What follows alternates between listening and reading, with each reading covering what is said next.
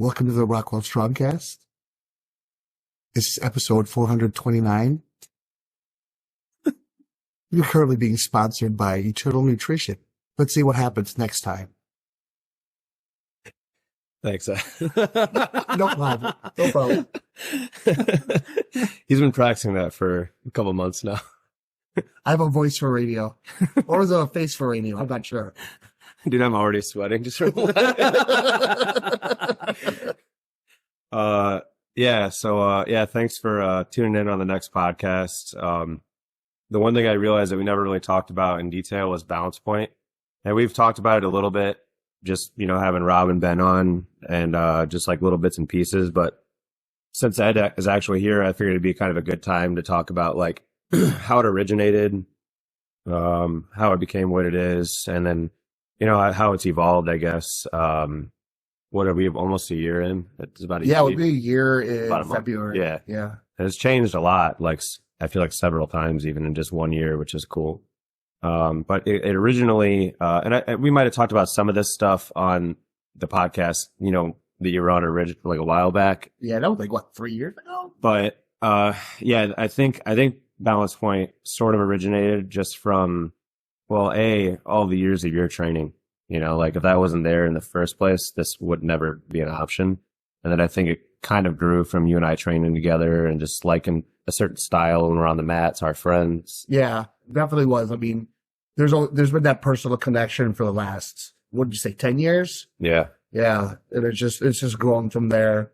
And then I remember, when you were opening up the second side of, when you just purchased or got the lease or whatever, you were talking about it and this would be a great spot. And looking in the back, I'm like, it'd be nice. I'm afraid of the ceiling at that point. Yeah, it was wild, man. Yeah. The condition that it was in, was definitely questionable.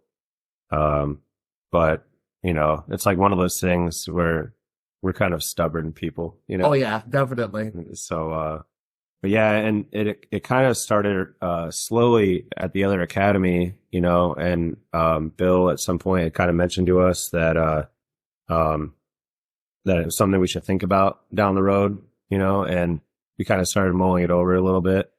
And then once the pandemic kind of wrapped up, it was something that we, started thinking like, I think we could actually start to put this in play now. And then, like you said, when we had the space, when that was available, that kind of changed everything. And, it was one of those things where when we decided to do it, I was like, you have the skills to do this. You're going to run all the classes, the programming, the, belt promotion, stripes, et cetera, and then I basically wanted to bring, my experience from running the gym into it, even though it was vastly different. And that was kind of how it came about. I think on the back end, I think a lot of it, the administrative portion, which is more important sometimes than even the instructional portion of it, because it's how you have to keep sort of everything, with the students and following up with people. It's hard for me sometimes because my daily thing is taking care of my mom. Yeah. And, but with you, you're always, even with the gym, you're answering questions. So it's not that far-fetched to have like the back end, the administrative, like you doing that because you have so much experience with that one. Yeah. And I kind of take my style from training where I over-communicate, into the business side. I'll be like, hey, this is going on. This is going on. You're like, okay, thanks. Okay, thanks. About the smallest, minute detail. Yeah, but more information, especially with something like that, it's better than no information. Yeah. Yeah. And, Rob, you already trained with us at Threshold. And kind of developed a relationship with Ed from going there, and it was just an easy progression for you to, come to Balance Point and kind of continue that on. And, it was a super easy transition, and our training frequency flew up. Like when this started. Yeah. So my name's Rob Whitley. For all the fans who, from the first podcast I was on, you got to answer this for each. But yeah, no, my intention, I'm a co-member of, Balance Point in Rockwell. And, my intention was to always come over to Balance Point and do jiu-jitsu and Muay Thai over here after, spending roughly a year up in the burbs doing it, with Ed up there. But I was fully pumped and excited for balance to open up and just. No, let me ask you a question, because I remember meeting you probably about 3 years ago, and we just touched on it. And I like, people ask, and I don't push it in their face, but I like, people ask what I do and all that. And it honestly didn't, at the time, it didn't seem like you were all that interested in it. Yeah. And then I remember, like, we were at the gym when I was working with Lawrence, and then Lawrence was talking with you. Is it, I know a lot of times too, Lawrence really does talk up the jiu-jitsu a lot. Mm-hmm. I mean, when I say a lot, he talks it up a lot. When did you get pushed into it? Or did you just sort of like, oh, okay, get the bug, or what really put you that interest in it to just try it? Yeah, I think it was just, so it was like late December 2022. And, Lawrence kept inviting me to come out. And, I had not really thought much about martial arts in my, athletic career up until then, really, really none at all. And, but, like a lot of people, I got thrust into it going up there with Lawrence, and Lawrence was, really pretty instrumental in me getting interested in it, just by just having somebody to kind of like be your liaison or kind of concierge into it. So yeah, it was just super challenging. And, I always like a good problem, and it's stuff that's kind of hard to do. But, I think, again, like, hats off to you, but I mean, like, you were very, just positive influence to, coming up there. Just like, it was very evident that you knew what the hell you were doing, and were also like really good at communicating it as a teacher. So I think that, just throwing it back at you, I think that was sort of like probably the top reason to really get interested in it, because I think a lot of people can probably swing and miss on a lot of those things with jiu-jitsu and other sports. It's sort of like, oh, this was just not a good experience, but it was just quite the opposite, kind of getting involved. But yeah, so you both of you guys really just kind of got me interested in it. Yeah. And I had the same experience with him. Yeah. And even Bill to a degree too, but it was especially Ed. Yeah. And it wasn't like I was hanging out. It wasn't like easy, but it was really hard, but it was just easy to be there, and you kind of expect the same people to be at the academy, give or take. There might be minus one or two, but generally it's the same crowd of people, and they're kind of under the same mindset. And I didn't even really think about it when we started bringing you there, but I think it was just kind of the same introduction.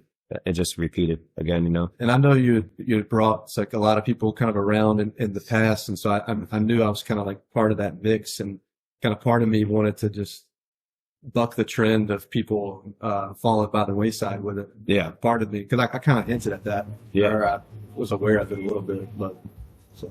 I know it's hard, especially when people don't even like going to the suburbs, and then having to go to the suburbs on multiple occasions, on a regular occasions, like more than once. It could be hard. Yeah. Yeah. And you're also going out there to get your shit pushed in. Yeah.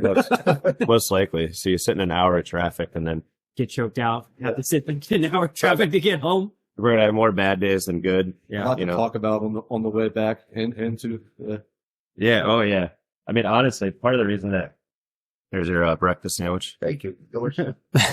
Yeah, I think part of the reason that the podcast got revamped, and the fact that you're on it was just a lot of those conversations. And I know they were helpful for me, figuring out business stuff, personal stuff, just relating to someone. This world's kind of a weird world to be in right now, as far as feeling like you can relate to people and have meaningful conversations, Shit's really different than when it was when we were growing up, I feel like. Oh, yeah, definitely.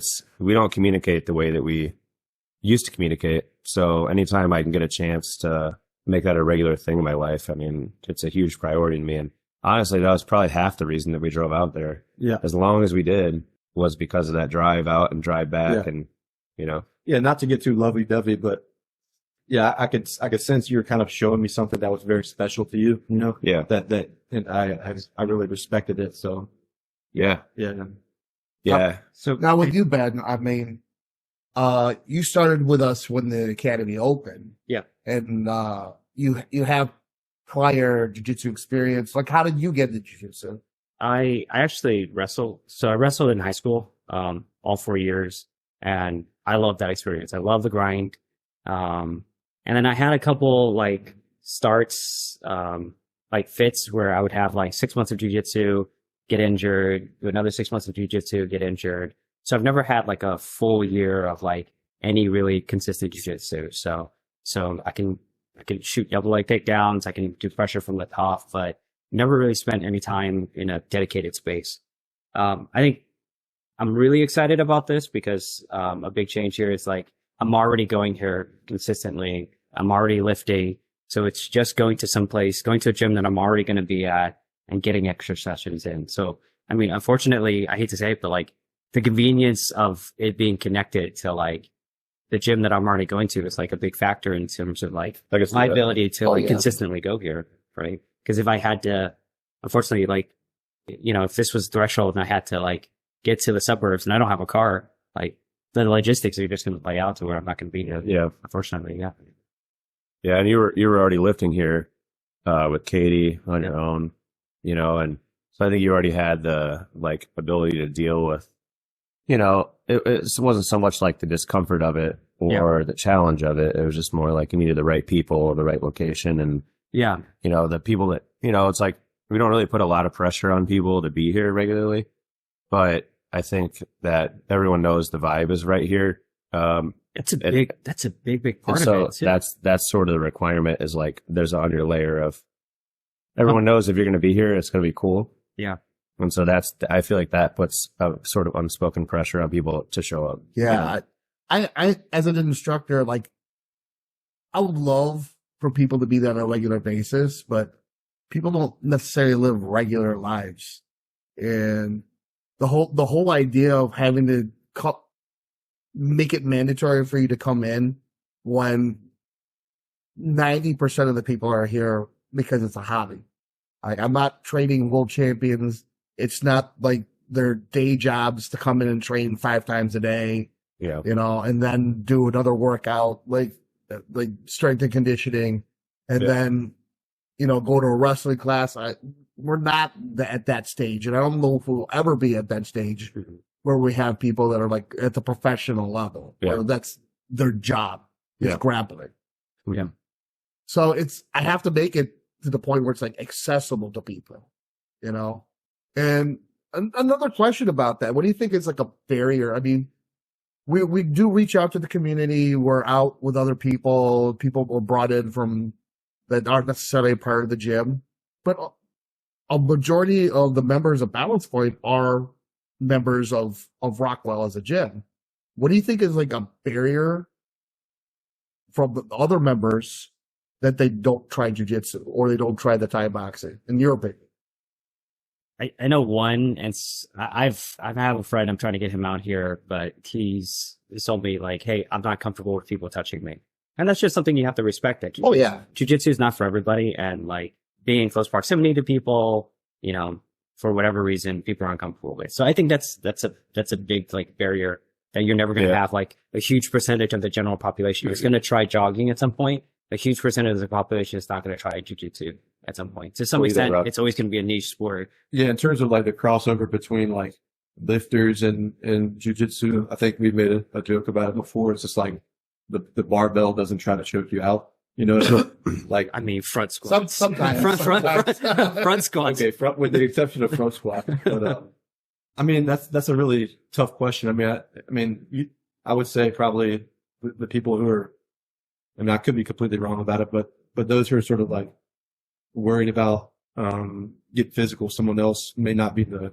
right profile, you know, anyway that we want in here. But what I've noticed so far is like a lot of the crossovers or people who have joined the jiu-jitsu gym seem to have you guys will know the numbers better, but have the like some kind of like referral, like in your case, like you're talking to a friend or like it helps to like, you know, like Marsh has brought friends in and other people too, right? Yeah. So Yeah, I mean, my opinion, I think the biggest barrier for people that, whether it's they do bodybuilding or they power lift or Olympic lift or let's say CrossFit, whatever it's the first four that come to my mind, is I think the idea that something else in their, week to week is going to like throw off their training, which it totally can and it totally will. So I think if I like try to act like it doesn't do that at all would be total BS just to like promote the gym, like, or the balance point, or to promote jujitsu, because it will really throw it off.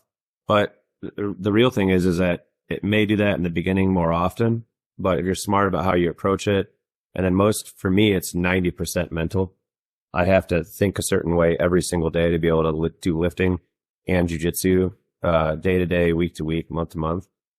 And, I think what it is that people are just afraid of having a bad experience once or twice, and then they'll think that bad experience will carry over into forever. So like, if I don't lift well one day, then I'm no longer going to lift well as a X, Y, Z, whatever, you are. And I think more so what it is recognizing like, okay, I was really messed up in jiu-jitsu or Thai boxing or whatever because of lifting the day before. What did I do for lifting? How can I adjust lifting so that wasn't the case? Or maybe next week, instead of going to train at the academy the next day, I push it off to Tuesday and I give myself a day to recover so that I can do both. So it's just really about strategizing how you fit it all in. I really don't think it's a question of like, you can or you cannot, Yeah. But then obviously there's people that like, depending on what level you are, you may not want to sacrifice, that level of like, performance, for jiu-jitsu or vice versa, like getting a jiu-jitsu guy to lift to the point where he can't do jiu-jitsu well. So I kind of understand it, but I feel like you better be damn good at what you do in order to say, I can't lift or I can't do jiu-jitsu or I can't do kickboxing. You know what I mean? I feel like it gets a little weird. Like a lot of people make that excuse, but most people aren't like the top 5%. I mean, is it the right question to ask though? Because like to flip it on its head a little bit, it's like instead of asking like what barriers there are to like people joining jiu-jitsu, should we be posing the questions like, how do we get people to see the benefit and how do we sell jiu-jitsu to like the normal everyday person? As you can sell it as it's fun, or you can sell it as it's cardio on top of like your lifting, yeah, and like emphasizing that as opposed to just worrying about like all the little barriers. Because like to some extent, some people are going to be watching like MMA or UFC and they're going to be like, "That's cool, I want to learn how to do that." Yeah. Or they might stumble upon like a jiu-jitsu video and they see like a IBJJF like world championship and they're like, "I want to be a world champion one day." Yeah, like marketing to like that aspect. Yeah. Of it. As opposed to just saying, it always seems it was easier to bring people in with the kickboxing and the Muay Thai. I think one of the reasons why is that results are very immediate and visceral. Yeah. You hit a pad, you feel it, you're like boom. Oh, did I do that? Oh yeah, I felt that. I could do it again, can't I? Mm-hmm. So it's that whole idea of like immediate or feeling the immediate results.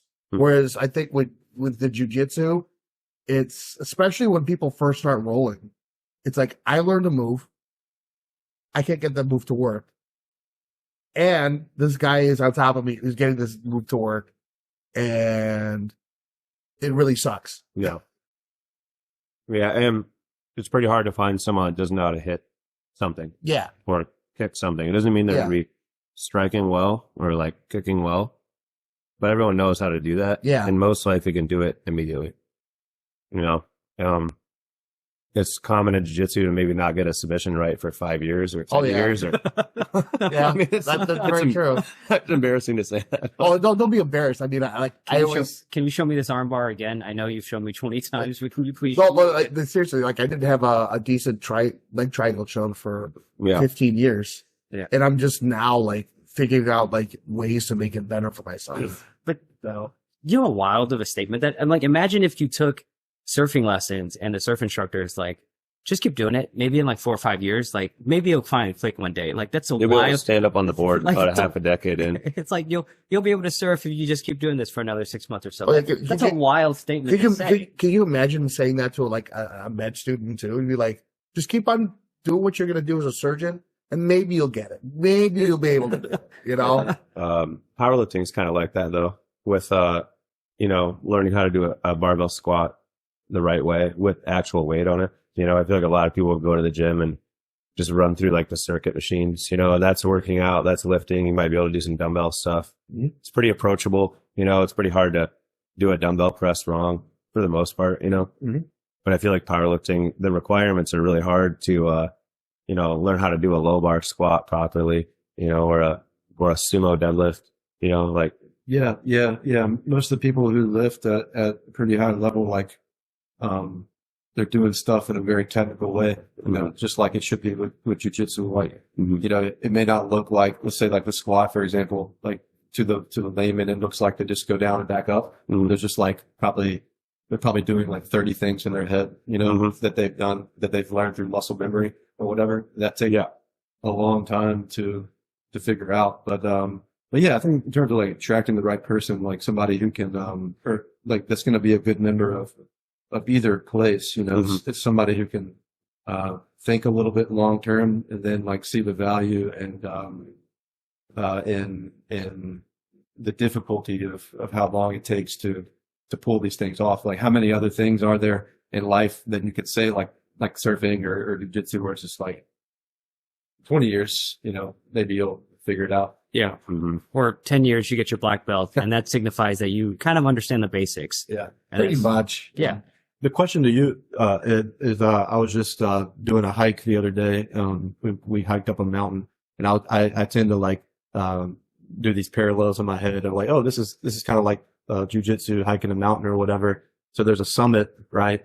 And, you know, you get to these particular points in the mountain when you're hiking and you take a picture and like, oh, this is a pretty scenery. Like, how have you thought about, or how do you think about your jiu-jitsu experience and becoming black belt? Is there ever a summit to it? Is there ever like, do you ever feel like you've, you know, hit the peak and, you know, that, or is it? That's actually pretty good. The way I think about it is just, you're just continually traveling. You're right. You'll hit that summit, but then you have to come back down too. And then sometimes you go back up and down, and sometimes you plateau. You know, I think it's just a lot of highs and lows and a lot of plateaus. You just have to, for me, I'm trying to figure out how to get back up a little bit. I mean, that law of diminishing returns, and the more you do it, you know, you're not going to get it. The results that you necessarily want all the time. Like as a white belt, you put in that time, the results you get are like, you just go from a low point, all of a sudden it just spikes really quick. But as you get better, it takes longer for you to climb higher. And it doesn't deter me. It just makes me want to keep on going, because that's the one thing. It's infinite. You just keep on going and keep on going. And then you also have to learn that your body changes over time. I think I told this person the parallel about it. It's just like when people say it's like riding a bike, I say it's exactly like riding a bike. But if you don't ride a bike for a long period of time and you get back on that bike, it's not that you forget how to ride a bike, but your body has changed. You have to learn how to rebalance your body on top of your bike and learn the rhythm of how to move on that. You know, so you never forget how to ride a bike, but you still have to learn how to manage what you have, because it changes. Dude, I don't know if you know this or not, but I did a lot of BMX growing up. That was my whole life until probably about 20, and that's when I started lifting, and then I traded out lifting for BMX for lifting. And I got a bike from Dan Hilton. He still rides, you know, pretty seriously. And where we grew up, standard bikes, you know, that was like the bike. It was made in town, and it was like that era. That was the BMX bike. And anyways, long story short, he gave me a bike for cheap. He gave me the frame, the seat, the handlebars, you know, everything. The only thing I need to do is take it to a shop in town and get the wheels put on it and get some, I think, brakes or something, like something minor. And I've been putting it off, taking that bike to the shop, because I know how to ride it, but it's been so long, my body has changed since I rode, that I'm like, man, what is this going to be like? You know, so I can totally relate to what you're talking about, where you have like those lulls, and I know I'm going to be fine. Like I can still hop up a curb. I can probably go to the skate park and still ride the ramps, but I have like this nervousness of like, Yeah. man, I'm like a little older now and I have a little more body weight on me. Not even in a bad way, but it's just a different frame, you know. I don't even know how to use it on that machine anymore, you know. Yeah. Like I always tell people like to take long periods of time off. Like it's not the first day isn't the hardest. It's your first day back. Yeah. Because you know that you're at one point able to do this. And then when you come back, you're like, I don't know if I'm going to be able to do this at that level. Yeah. And it's just, you look back at what you used to be able to do. And now going back at it, like it's changed. And also what's everyone going to think? Yeah. You know, that bullshit. It's really not true. Yeah. But everyone thinks it, even if you know it's not the case. You're still like, is everyone going to be mad at me? Is it going to be embarrassing? Is everyone going to be so much better than me? And most of the time it doesn't really matter. You don't really notice much, you know, it's like, it might be like the new guns are coming in, or, you know, somebody's lifting more that like you come back and then somebody's lifting more. That, like was just starting out when you first come back, and all of a sudden it's like, what? You know, but at the end of the day, it's kind of still the same characters. Yeah, you know? Pretty much. And there was one thing that I wanted to mention to you. I think we were on the phone the other day, or maybe it was in the car. I can't remember. But we were talking about jiu-jitsu versus Thai boxing, in the sense of self-defense. You remember that? And so I think we were on the phone, and I was like, all right, we're going to talk about that on the podcast because it's so good and so just informative and interesting. So I kind of want to bring that back up. And we were already talking about, you know, the difference of how easy it may be, not easy, but it's more accessible to walk in and, you know, Thai box or kickbox versus jiu-jitsu. So I wanted to talk to you about like sort of your opinion on the pros and cons of self-defense for jiu-jitsu and Thai boxing, and kind of go from there, especially with like, you know, how shit is right now. It's just it's a little weird out there, especially if you live in Chicago or in LA or in New York. Whatever, definitely. So. I think this whole idea of self-defense, like you think about like sort of like, I'm not gonna knock out other martial arts, right? Yeah. But you take a look at something like, let's say, Krav Maga, where you get attacked. What's one of the first things they tell you to do? Scratch out their eyes. It's like eye gouge, right? Eye gouging. Kick them right in the dick. Just right the ball. Boom, right up in there. Can we say dick on the I mean, whatever. It's your podcast. You tell me. I guess you're right. One of the things I believe in self-defense is if you can get away from a situation relatively unscathed, you know, people around you unscathed, that's great. You know what I mean? Yep. It's like you think about learning how to protect yourself, self-defense, right? It's not necessarily hurting other people itself. Yeah. Learning how to protect yourself. And I think the whole idea of that hurting somebody, you know, like, yes, there's the idea of self-defense. There's punishment in the there. eye for an eye. The eye for an eye. In the back of your head. Yeah, you it know, can be, like if how you're being honest. Like, how dare this person try to do this to me? Yeah. You know, but one of the things is and this even goes into my personal grappling, and you felt it, where if we're hand fighting, you're trying to grab me, and all of a sudden I do something, you're like, that hurts. Oh, like the 25 wrist locks. Oh yeah, 25 wrist locks. Yeah, that like. That's not an exaggeration either. But the whole thing with that is if I act like I'm like a hot blade, right? Every time you touch me, it hurts. It hurts. Something's gonna happen. You know, if you can't touch me, how can you do anything to me? So it's that whole, for me with that point, it's like if they have that fear that something's gonna happen to me, you know, they're less likely that they're gonna do something. Yeah. That also being said, sometimes things happen with people that aren't necessarily in control. I've said, like, sometimes you have to put somebody down in a way that isn't going to hurt yourself or that person. Maybe they're not in the right state of mind, you know? Mm-hmm. I used to work in a nursing home in a memory care Alzheimer's unit. You know how many times I've had to use jiu-jitsu on my residents? Yeah, probably a fair amount. A fair amount of, because they would grab on, and obviously they're not in their right state of mind. I'm not going to hurt them. Mm-hmm. But simple things like, wrist release. Okay, thank you. You know? Yeah. Yep. Well, they grab on, being able to take their arm off of you without having to hurt them. You know? Yeah. You know, you think about people grabbing onto you. I've had somebody just jokingly grab me from behind, like a friend. Yeah. You know, put them on their back, hold them down, and realize it's a friend of mine. Yeah. You know what I mean? It's, you know, the first reaction just isn't necessarily trying to hurt them. It's just trying to make sure you're safe, understand the situation. Yeah. And honestly, I love Thai boxing. But I would never use it as my first response in an attack. Why is that?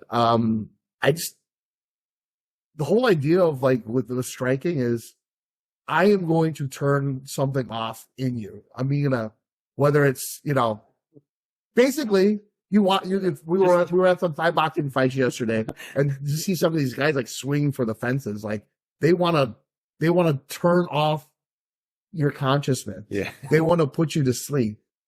You know, I will be getting a tattoo of that for Christmas. Somewhat. I want to turn something off. Or yeah, they want to turn off your ability to keep your blood in your nose or face. In some cases, yeah. But the whole idea of I'd like, love to see a self-defense class where it's just tomahawk elbows. oh yeah, I have taught those classes, but I could teach those classes, but I personally, and this is what has stopped me from actually fighting in the past. And I've told people who said, "Oh, you should fight MMA, you should fight kickboxing." I'm like, I don't have that streak of aggression to do it, you know. And you don't necessarily need that aggression, but I think it was Nathan Corbett, who was like a world champion. He's just like, when you're like the greatest, it's not even aggression. It's like something else. Yeah. It's like a pure savagery that's just, you know, that turns off their humanity for a little bit. You just go to a different place. You go to a different place, you turn off your humanity. Yeah. And it's like, we're meeting in the center, and I'm going to try to do everything in my power to stop you. And usually it's pummel somebody into dust, you know? They're like, we're just going to put you down. We were talking about Sean Strickland yesterday, just joking around about you know, how insane that dude is and out of control and blah, blah, blah. But like that dude definitely just kind of turns off humanity when I listened to a Josh Barnett podcast where he was on with somebody, and he was talking about something similar where his mind goes somewhere else, you know. He's in the ring, you know. Yeah. So question for y'all. So I think we all agree, like in striking sports, like in order to get good, you have to turn on or off a switch where you're like, I'm okay with hitting this person as hard as possible. Oh yeah. Is that exist at high levels of grip? Do you think that exists for high level of grappling too? Or is it more of a thinking, like? I think to a point, yes. I think to a point, yes. Because like, some of these guys, even to the point where they'll put themselves into a position of. We take like Nicky Rod, for example. That dude is, I mean, he is smart, and he is a very educated grappler, but I wouldn't say smart, but he is an educated grappler. He's knowledgeable in jiu-jitsu, I guess. But when that dude is grappling with people, especially if someone isn't at his level, where he has to 100% respect them on the mat, you know, that dude is going like he is, you know, he is attacking people. But there's other people like him too. Some people will turn it off. I mean, even to the point where like I say, like the whole idea is sometimes they'll put themselves into issues. Mm-hmm. Like you take a look at the Meow Brothers, and when they get stuck in a leg lock, they don't tap. No matter what. Yeah. Like, sometimes that's hard to watch, man. Yeah. It's like you see them like, how are they able to walk? Yeah. With their knees the way it is. Gross. It's like, it is legs made of rubber. Yeah. You know, and some people will let themselves like go unconscious rather than tap. Yeah. Well, and when we were on the phone, briefly, we were talking about this whole conversation, and one of the points that you brought up to me is like, what if it's, your family member? Yeah. You know, or what if it's your significant other? You know, they're just in a bad state of mind, or you had an argument, or what if it's a friend of yours who's drunk? You know, it's like, is really your first option punching them in the face or elbowing them, or, you know, probably not. It shouldn't be, you know, but if that's all you know, then it may be if you're protecting yourself. So I feel like jiu-jitsu gives you that advantage of like, controlling yourself, controlling them, It subduing. gives you a choice. Yeah, It gives you a choice. Yeah. And I like that a lot. And even with me, you know, being out and about in the world, the more jiu-jitsu I've trained, I've found myself in certain situations where I know that I'm in danger, or there's a person nearby that I'm tracking. I'm keeping an eye because I'm with Katie, or, you know, whatever the situation may be. And the thought in my mind now is jiu-jitsu. Like, you know, how would I take the person down? How would I just keep myself covered? You know, it's not like in the past, 10 or 15 years ago, I'd be hitting someone. And I'm really happy that that's not the case anymore. You know, like I don't really want to do that I think, unless I have to. I think in that case too, is like we're going into that little psychology behind it. I think at least a little bit, but the whole idea of fear, I think fear is important. Oh yeah. You know, fear is what does keep a lot of us safe. But I think sometimes if fear is used wrong, you know, Yeah, totally. things It makes you do dumb shit, it makes you do dumb shit. Yeah. you know? And it's like a funny thing happened the other day, you know, even as little as I know about jiu-jitsu at this point, it was sort of the similar line of thinking was taking place in my head where, like, if the academy's opening up at 7:00 at night and, you know, Ed's pulled his car up and I'm coming out with my bag, getting ready to go in, I'm thinking to myself, like, okay, say something verbally as you're walking towards Ed to let him know, you know, there's no threat, you know. And same thing with you, like when we're meeting up. Oh yeah. To come Because practice. I was sitting in the cab of my truck. Yeah. And And I was getting my shit together and I heard some footsteps and I was like, yo, and then you're like, hey You man. want to just, yeah, you and just I'm want to thinking walk in my up head, to the car, just like tap, tap, tap. There's like a countdown in my head. I'm like 20 feet, 15 feet. Hey, Lawrence, make sure he knows it's just me, you know. Just know what I know about you, you know. And, This whole Yeah. time we thought Rob was just really nice, but- but it was just the point that's Yeah. He's just looking out. the point is though, I feel like that's like healthy thinking. Yeah. As a For sure. as a practitioner of jiu-jitsu for just like 2 years, you know, I'm coming up on somebody. You know, Yeah. I don't want them to freak out, Yeah. you know, and turn around and think that, you know. Yeah, I mean, you definitely want the option to be ready, you know, and it's not that you're hoping something happens. It's not that you're looking for it. You know, it's actually the opposite. But I think the more you train, you know, on the mat or like even going to the shooting range, you know, or, you know, poly, Yeah. you know, whatever it may be, it's like you're trying to prepare yourself for all situations, you know. And I think that's a good thing to be kind of like, you know, paying attention to what's going on, keeping your ears open, you know. I think like, there's actually this little story that Bill used to tell at the beginning of his self-defense workshop. Hmm. He said it's a story of 3 women. Well, the first story, a woman's on her phone. Guy comes running up to her. She's still on her phone. Guy punches her in the face, breaks her nose, leaves her, takes her purse, and phone runs off. Second woman on the phone. Guy comes running up to her, yelling at her face. She takes her phone, smashes it in his face, puts the guy down. The guy's he's already bleeding, but they come to find out the guy was just in an accident and he was coming towards the woman because he needed help. Third woman on the phone, guy comes running. She backs up, hands up, like keeping distance, comes off her phone and says, I need for you to stop. What's going on? And the guy who was just in an accident explained what's going on. Like, I need for you to sit down, calm down. Well, I'll call the police right now and make sure everything's okay. yeah, You know? And I think basically what the biggest thing about that is the awareness level in all 3 cases. Mhm. You know, obviously the first woman was completely caught unaware. total victim. Total victim. The second one was just a little too hyper vigilant for the wrong thing. Yep. Took in just the base information coming at her, and went for that first gut instinct. You know, shoot and ask questions later. Yep. You know, where the third person stops Yeah. the person trying to get all the information because you don't know what's going to happen. Yeah. You know, maybe that guy is going to try to attack. Yeah. But at least you're getting information. You're in a position where something does come off. You Yeah. can react accordingly. Yeah. So Yeah, and especially like the way the city is right now. Yeah. It's wild, man. And I think for a really long time, people had always thought and said that Chicago was crazy, you know, especially if you don't live here. yeah, You know, people were always like, how is it, man? Are people just shooting like all the time? Because remember, like all the gang shit, you know? And so for a long time, I'm like, dude, it's not like that. As long as you're not involved in gang shit, no one's shooting at you, right?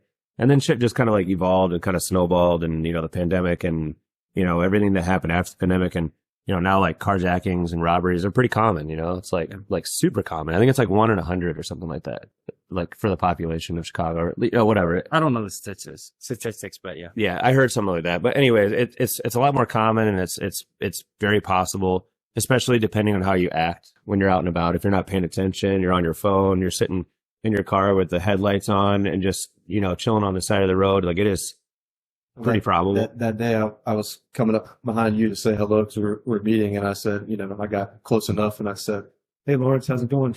You know, the next thing you said to me was like, I'm kind of feeling like a cowboy today. And I was just like, oh, well, you know, if you feel like a cowboy, you might be a cowboy. And to your point, there's sometimes there's bad cowboys out there, you know, walking around in the city, kind of up to no good, right? So I also told you that was the most Virginia shit that you ever said. yeah, that is, yeah. But no, like, you know, and I think it's the point that I was kind of getting to is that, you know, you might get rushed right now because of something bad. And then, you know, if someone's in an emergency, they might rush you, and you might read it as the same exact thing. And so having your hands up and just getting space and reading the situation is a really good reminder. yeah, You know, because you can be vigilant, but then you can be vigilant to the point where you're paranoid, or yeah, you're, you know, it's overkill, and then you're actually the bad guy. Like you're the assailant out and about, you know? yeah.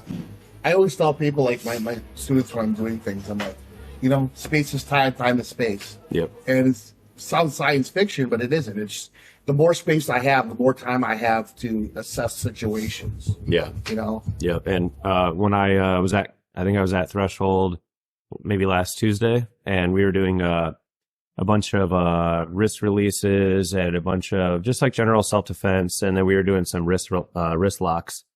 And They should have been ready from yesterday. it was standing. Never mind. Yeah, it was standing and someone pushing you, I think. So, but basically the point that Bill made, you know, about 20 minutes in is, what's the next step? You know, what should you be thinking about? And he asked people questions a lot, like, what do you guys think? And the point he brought up was like, actually what it was like, okay, let's say that someone has, their hand on you, right? And you go to wrist lock them, they pull their hand off. He was like, what's the next step? And people were like, you know, giving other options out, other attacks, other, you know, submissions or takedowns or whatever. And he goes, no, run, get away. Like if the person's already disengaged with you, your next step is not to re-engage with the person. You know, it's to get away. And it's just such a good reminder. It's so simple, but I just thought that was a really cool, like, for lack of better words, responsible thing to say as an instructor. Be like, the point of this is not to do more. If the person's already 3 feet away from you, it's go. There's a certain if you can. coolness.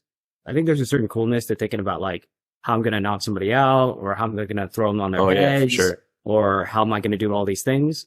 But I think when people talk about self-defense, and I know it's kind of like an internet meme, but like 100-meter dash, it's like well, people that are signing up for self-defense like lessons, it's like, when was the last time they went to a track and timed themselves on how quickly they could run? That's a good point. With their backpack and their jacket and, you know, whatever, heels or boots, or whatever they're wearing at That's the a good time. point. Because that's like that's so much more effective than learning how to throw a jab or learning I joke with my nephew.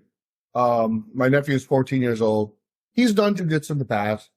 But now that he's in high school, junior high, when he joined track and did cross country. So I joke with him. I go, show me your fighting stance. He's like this and starts running. And I'm like, good boy. I tell him that. That's the best. If you can avoid a fight, avoid it. Yeah. No matter what. I don't care. I was thinking about all the sprints that you did over like the last couple summers. Yeah, you know? yeah. And it's like kind of a forgotten. Yeah. You know what I mean? Like that's not a big thing, I feel like, anymore for people. It's like we're working on sprints that are like 5 yards, 10 yards, so I could get the hell out of there, you know?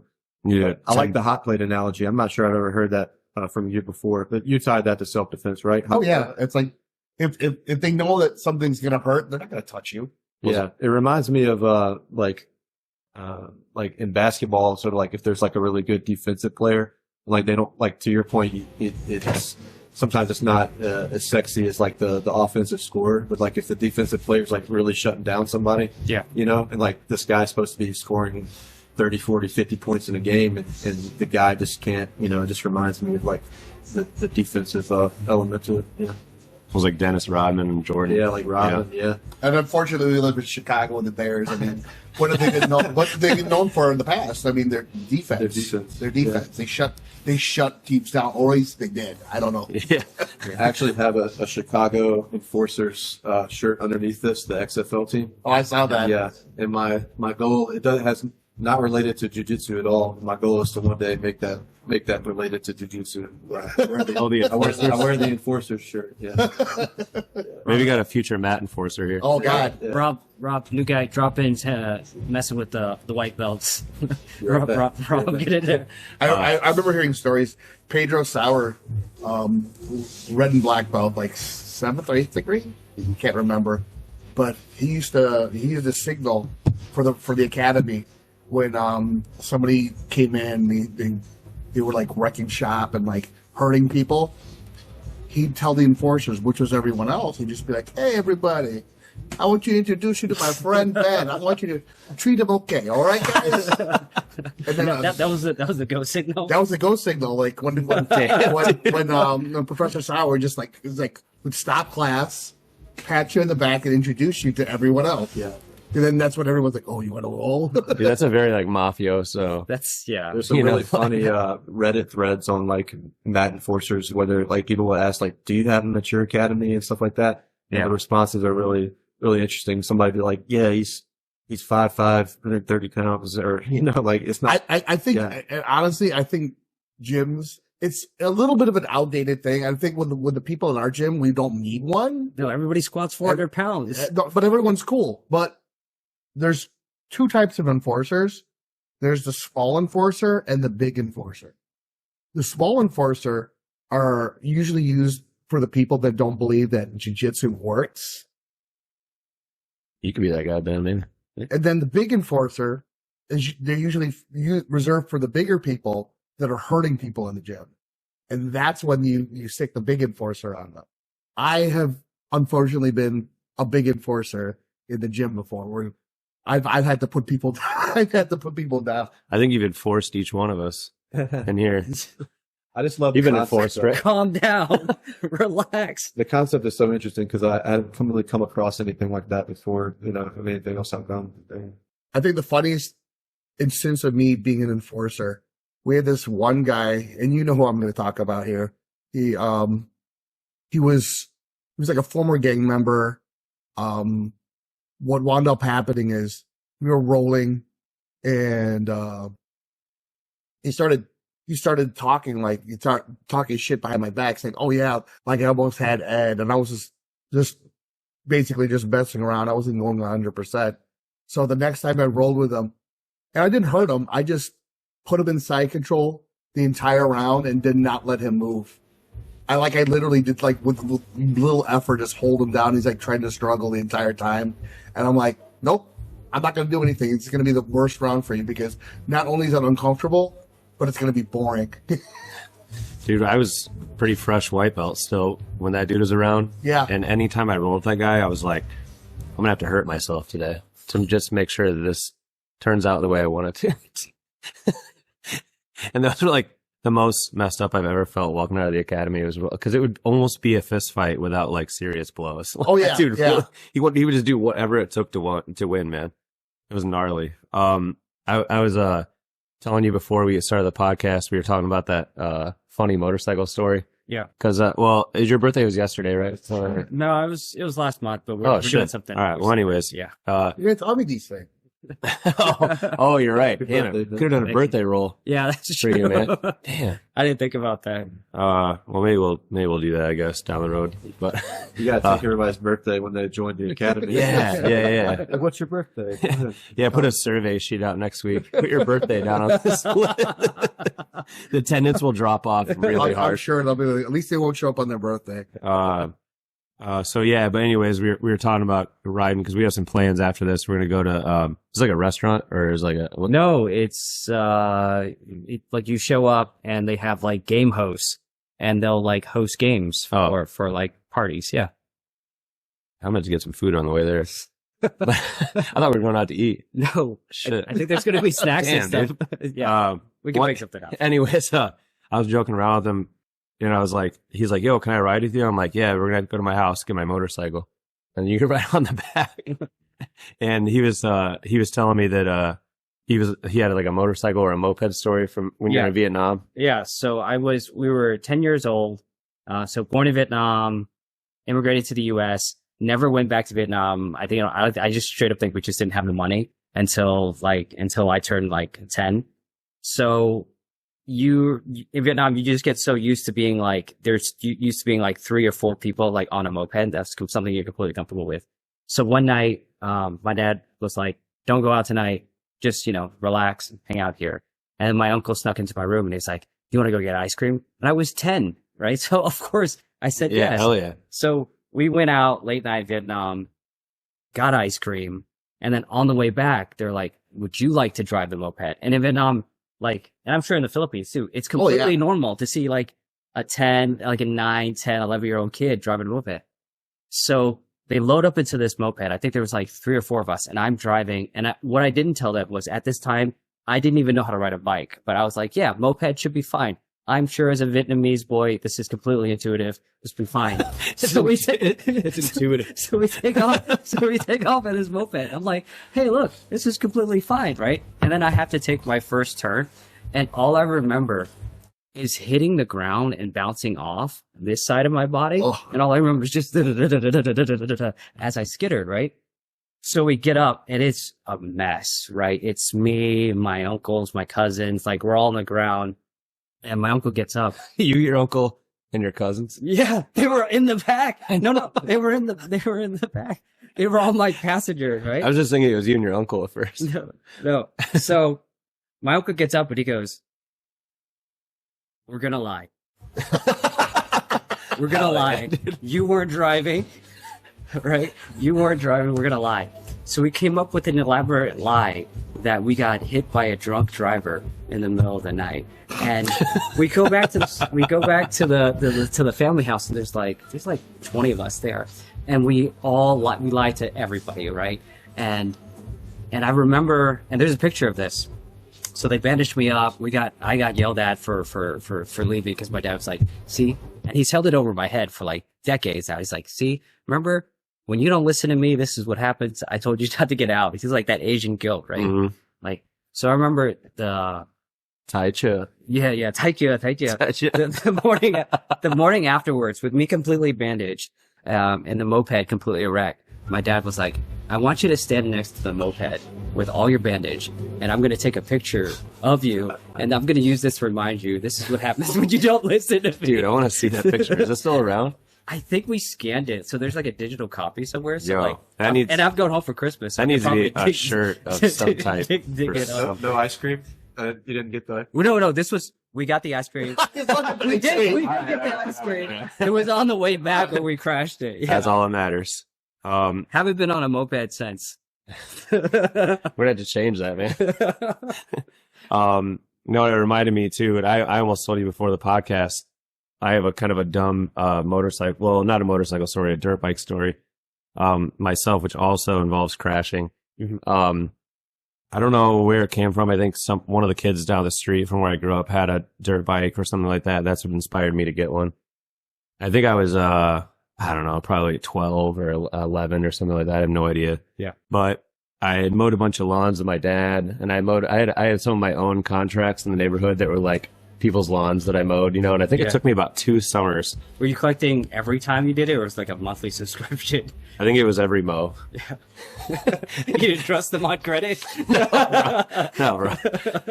And so I saved up for about 2 summers to get this dirt bike, and it was a Honda 125, and it was the ones that were old enough where they still had a metal gas tank. The Honda Cubs or whatever. So, yeah. And it was too tall for me in the first place because it was like an adult bike or whatever.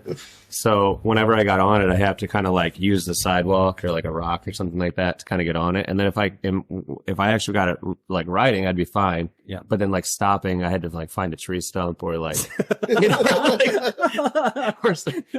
or something to like, get off of it safely or. So it's a crash landing every time. Yeah. And it was super heavy too. So sometimes I try to get off it without that. And then I would like trip and fall and it would almost fall on my leg, but I could kind of like just put my body weight into I it. just imagine him as like jumping dismounts. Like, there's nothing I can cut up. Dude, I was so hyped. I think I had it for about a week. And again, it took me almost 2 years to save up for it. And then I was in the back. We had this huge cornfield in the back. And I guess I just wasn't used to shifting it or something like that. And somehow I shifted it into like third gear. And when I shifted, I accidentally hit the throttle like on full blast. I don't know what happened, but somehow I messed up the shifting and I hit the throttle full blast and it kind of like popped, up a little bit. And I tried to like correct it or something like that. And it turned to the right and I ran into a tree about 30 miles an hour. And I didn't total the dirt bike, but basically it was in such bad condition afterwards that we didn't have any money to repair it. Yeah. So we just put it in our shed for like a year, and I just kept trying to save up for it. And my dad was like, I don't think you're going to be able to get enough money to repair this thing, so you're going to have to get rid of it. So it was about 2 years of work for about 1 week of enjoyment. Worth it. It was sick though. Yeah. So my goal as a full adult now is to try to find that same bike. Wait, find a similar, like in the same model, or find that bike? A similar one. Okay. Yeah. I was like, the other one, it'd be a little difficult to find, like, that exact model. Yeah. Now I know how to ride motorcycles. I don't think I would crash into a tree, knock on wood, but yeah. And then, the other thing too is, me and you and Rob were kind of, group texting. I don't know. It's probably sometime after we did the last podcast and we were talking about, sort of like the privacy versus promotion kind of thing. And I wanted to dive into that a little bit. And you were also, I think it was you that you were talking about that Japanese idol girl in that same light. So I just wanted to kind of go down that rabbit hole a little bit because it's something that I feel like affects all of us just on different levels, and it's like, when we download that app, we're thinking like, oh, I just want to have fun. Like I want to be able to track my friends or make new friends or see what's going on. Or it's just like a form of entertainment, like if you're just, go in the bathroom, you don't want to sit there for 10 minutes. You're like looking at shit, whatever. But then there's like downsides to it, and there are downsides that we, for the most part, can't foresee coming, Yeah. And, so I just wanted to talk about that a little bit. So I'm a super private person. I barely post to my Instagram. Like I would like to think that my profile is like very low, and I don't think I have any enemies to where like people want to track me down or hurt me or harm me or anything. But even so, my profile is like super low. But I wonder from like a personal aspect how much people are thinking about that, right? Because there's been a ton of stories. I think the Japanese idol one was the one that I brought up, where this Japanese idol took a selfie of herself. And she's an idol, so she has a ton of fans. One of her fans looked at her selfie and was able to get the reflection of the train station that she was at off of her eyeball, right? They zoomed into the eyeball and they were able to figure out what train station that she was at. And the guy waited there at the train station until like she got off. So he hung out there all day and he tried to essentially follow her home and assault her, right? And I think he ended up getting arrested.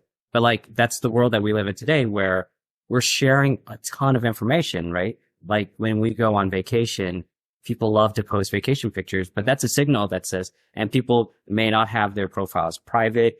They may not be sharing their stories with only their close friends. Yeah. So you're broadcasting to the entire world. Hi, this is who I am.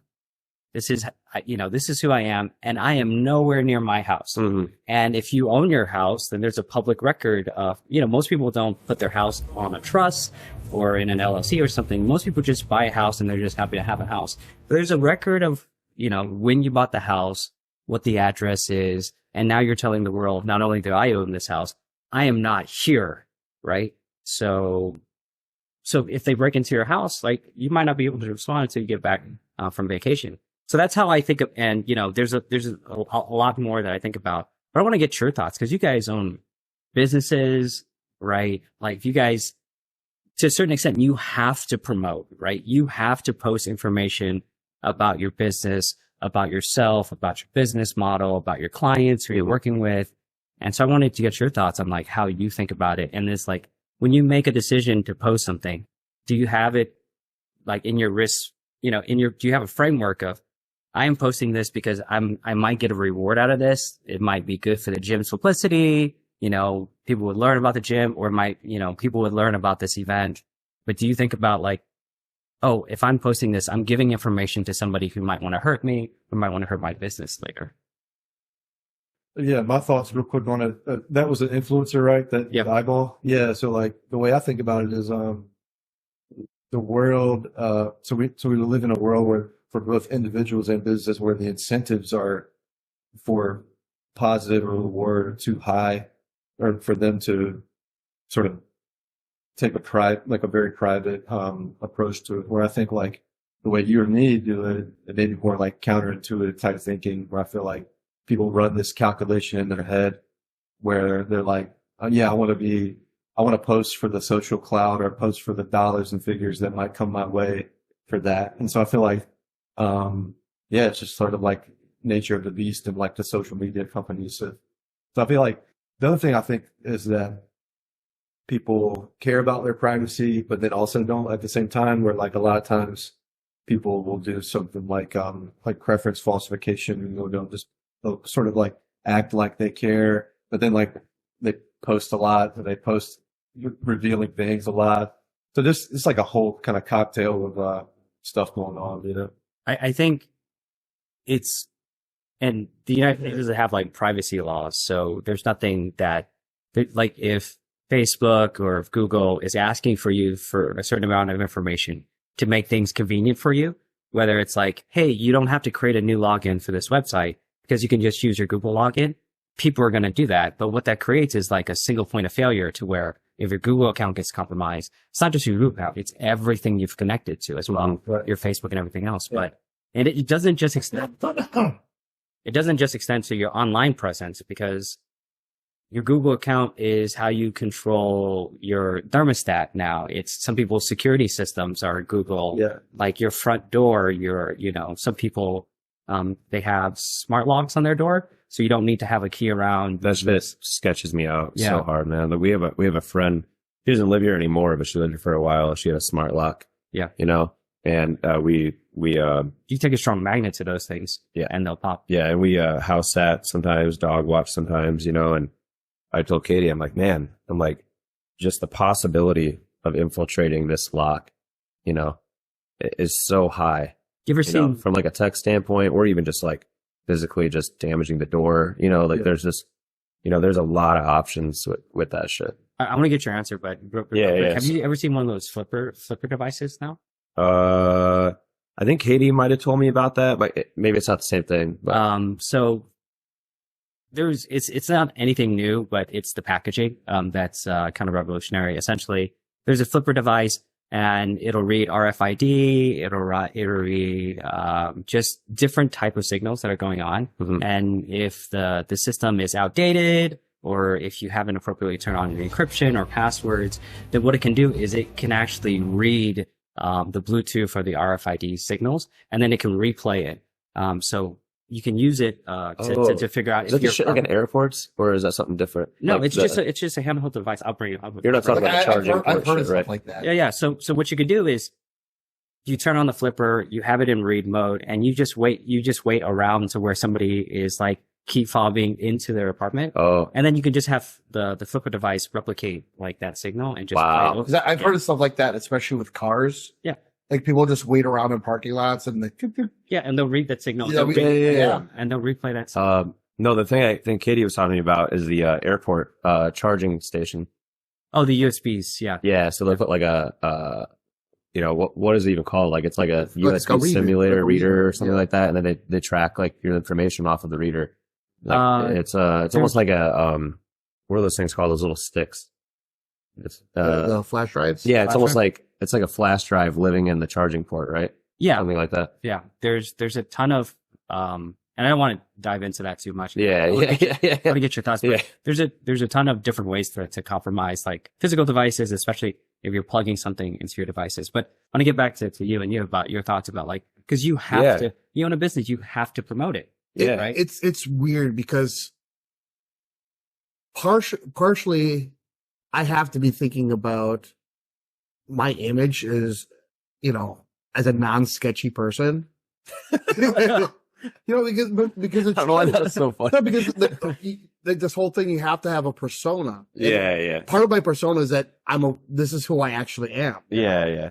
You know, and the one thing about, like, you see about, especially now with a lot of, I'm not gonna name names, but, you know, like in the jiu-jitsu community, you've heard the stuff that's been going on with it, or even martial arts community. It doesn't have to be jiu-jitsu, like, where it's just like I mean, like, taekwondo, talking about like ethical shit, grooming, like grooming is a big thing that's going on. Hell yeah. I mean, dude, even in powerlifting. Oh yeah, I'm sure. Or I'm sure. Personal training. Yeah, it's this whole thing about the power dynamic, right? But because I'm trying to portray myself.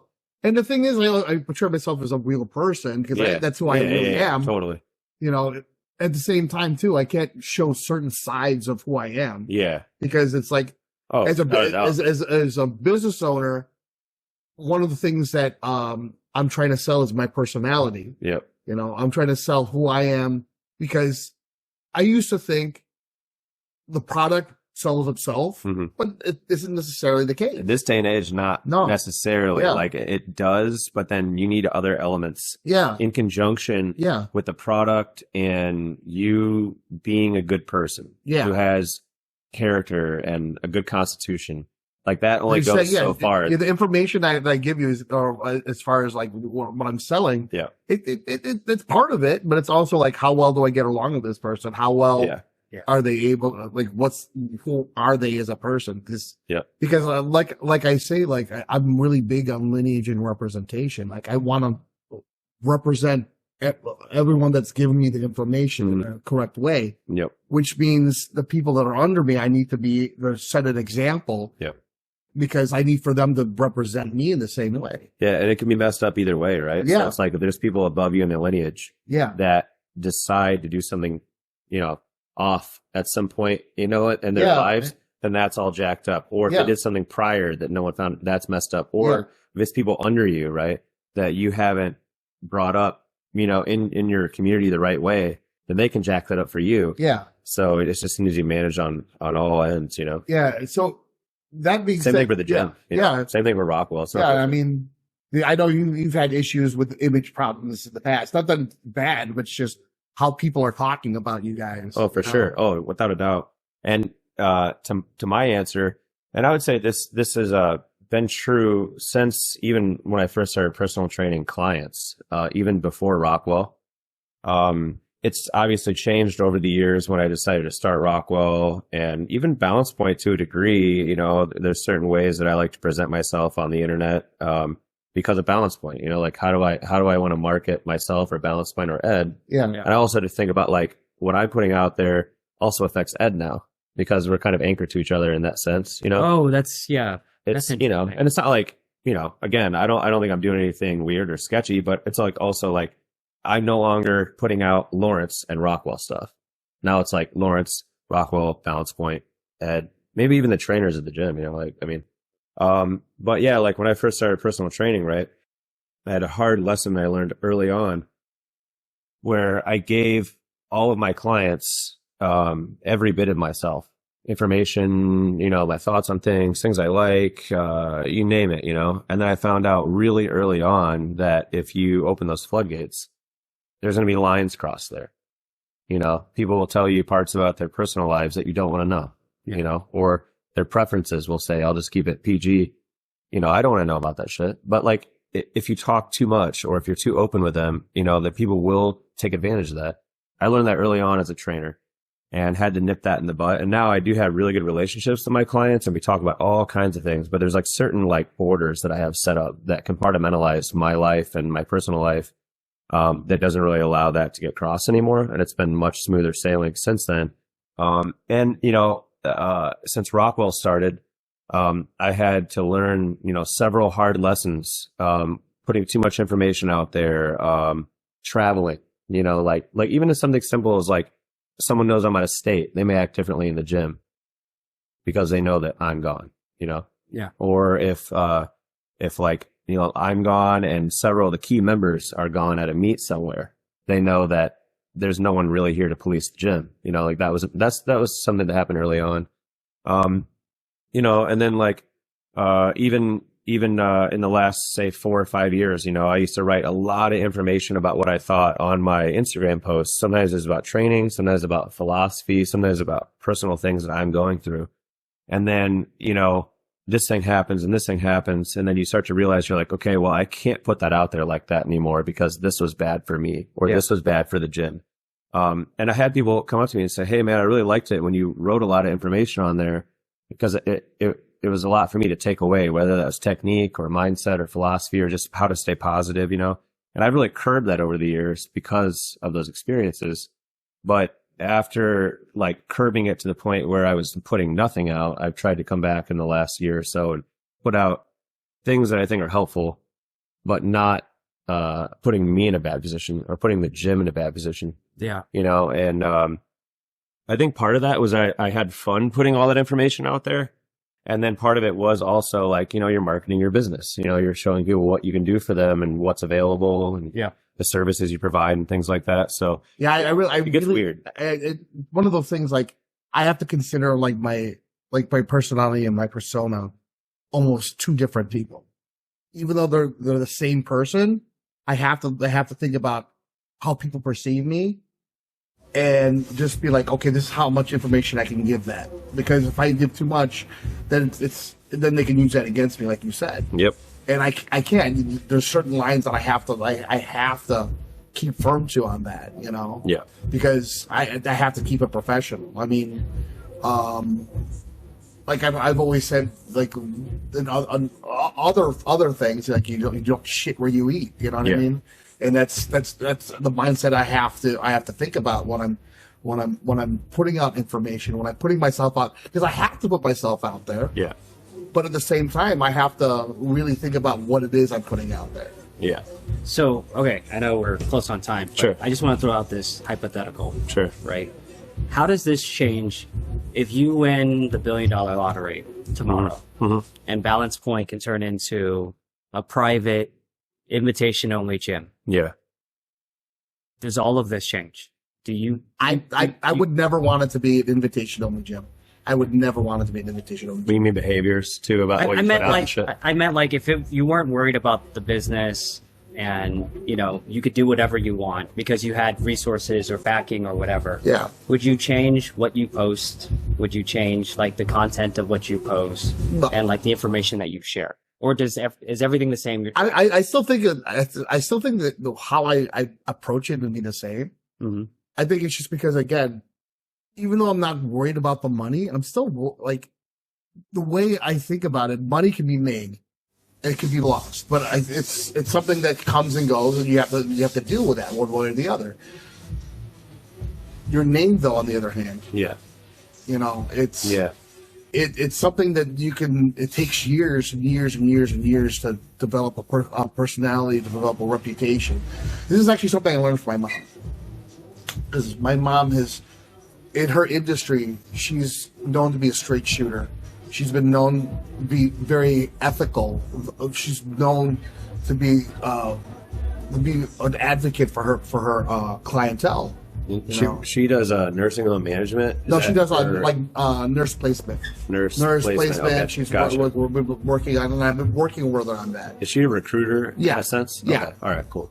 Like from nurses primarily from the Philippines, but she's worked with nurses from all over the world, India, Europe, like the Middle East. Like a lot of Filipinos are in the Middle East. Yeah. But the whole thing is like a lot of people work with her because of her. It's her name. Her name is out there. For sure. You know what I mean? And because of that, it's again like the whole idea of the personality, the persona. Totally. I mean, there's a lot of stuff that people know about her, but like the professional stuff. So there is that there is that idea though that you still have to keep your name, and it can be lost in an instant. Yeah. And then you have to start over fresh, and even worse, they know who you were before. Yeah. And all of a sudden something happens, so they have to, even if you do get somewhat of your reputation back, there's still that voice that like, well, this is what happened. It's a little tarnished. It's a little tarnished. And I know that you and I have had a lot of conversations about this, especially on our drives out the threshold in the past and just like hanging out. But I think if anyone answered that question to you and said it wouldn't change anything, I think it would be a bold-faced lie. Yeah. Now, I think for most people, if you're a good person and you're, you're consistent in how you act around everyone, right? Like your significant other, your family, your best friend, your clients, whoever in business, whatever. I don't really think you have a lot to worry about. But the reason I say that is because if we're in person, right, we're in the gym, we're somewhere hanging out, we're at a dinner, wherever, you basically are going to pay for your actions in a positive way or a negative way almost immediately, right? Based on the way you act or the way you speak, right? Yeah. And as far as the internet goes, let's say you put something out there, right? And it's read in a certain way, then it can be changed, altered, or edited, just like a bad journalist would do an interview with someone and use half of a sentence and then create an article off of it, So I think if you have all the resources in the world and you have zero consequences for anything you say, I think you'll probably find yourself being on the internet and just be a little bit more unrestricted about everything that you put out there, Yeah. And even for myself, I don't think the things that I think or say are bad, but I'm not going to say that when I get on the internet that I'm not careful about how I say things so that I'm misconstrued or misrepresented or misused for other people's benefits, whether that's financial, reputation, what have you. Yeah. And I don't think my topics would be different. I don't think my delivery would be different. I don't think I'd be any more or less offensive, but I think I definitely would probably just get on the internet and just say and do whatever, which should, it is what it is, but I think I would just worry less. I wouldn't have to change things so that, it's taken the right way or whatever. And we're talking minute differences, like, very small things like, for example, this story is really, really funny. Probably not going to repost that because it could be taken that this is Lawrence's beliefs. Yeah. This is what Lawrence lives by. This is, like he has a hard stance on this. It's like, I don't know. He's signaling that he supports X, Y, and Z. Yeah, and it's like, I don't know. I thought it was kind of funny. Like, there's a lot of things that are messed up that we think's funny. You know what I mean? Yeah. Anyone who says otherwise is lying. But there's just certain things I'm like, probably not going to repost that. You know what I mean? So that's my answer. Yeah, I think it's like I have things that I'm sure people would consider questionable, like thoughts that go through my head. That's absolutely. But I think everyone does. Yeah. Can we hear some of those? I was going to get to that. But honestly, we actually we are actually putting it. It's okay to have. It's okay to think that way. It's just sort of like, I'm going to kill this person. You can. Obviously, it's okay to think that as long as you don't act on it. Yeah. And if you start sharing stuff like that with everyone, people totally. Like, what's going on with this guy? Yeah. So there are some positives to it. I'm not going to say that, like this, over censorship is all bad. Yeah. Even though I do think like 99.9% of it is bad. Yeah. But obviously there's that side where it's like, all right, well, maybe it's making certain people who would actually put out really bad shit. Yeah, I think it kind of hushes up some of that shit. So self-censorship, I think, is knowing what's acceptable to share with people and not. Yeah. You know what I mean? Yeah. The whole idea is being able, and again, you to keep control of yourself. Yeah. You agree with that, though, right? I mean, I feel like you're a pretty big guy on like free speech and kind of just putting yourself out there. But I think that obviously there's limits to it, you know. Sure, sure. I think back to what I said initially, and you guys sounded like you agree, is that the image control is or creating your own profile persona is a strong incentive, and I think that's different from self-censoring. And I think a lot of people do self-censor today because they're afraid of consequences or whatever. But like image control and creating a record of yourself, you know, that someone else may try to, you know, just create their record of you and sort of say, oh, this is who I am. This is what I care about and stuff like that. So, but yeah. So, sure. It's oddly stressful though. It's a weird thing. Yeah. If you have some shit to lose, it's like managing that is almost like a little part-time job. It is. You know? Everyone always wants to be seen and remembered in a good way. You know? Oh yeah. Nobody wants to say like Lawrence, he was such an asshole, you know. But that's how it is, though. I mean, nobody wants to. Everyone wants to be remembered as that guy was awesome, you know. Yeah, 100%. Cowboy and an asshole cowboy. I'm an asshole cowboy, man. Well, yeah, I think we'll wrap up with all that because we got to go to game night out. Is that the name of it? Game night out, yeah. I think I called it GameStop and game night. It's Game Land. Game Land. Game Land. You guys ever play D&D? I'll be down for that. He's like, maybe I'll come with. But yeah, so we'll definitely try to do another podcast soon. I'm hoping to try to rip out a bunch of these in the wintertime. Just like Ed mentioned during his amazing intro, his NPR intro. Thank you very much. We appreciate you guys joining in on this wonderful evening. But no, we're sponsored by Eternal Nutrition. It's EATERNAL nutrition.com. It's our boy OC that we train with, and you know, he's just an awesome dude and he's doing a good thing. He's putting out a good product, so check that out. And we'll definitely be back with another podcast soon. So thanks, dudes. Thanks a lot. Thank you. All right. Ta-da! Hooray. Hooray!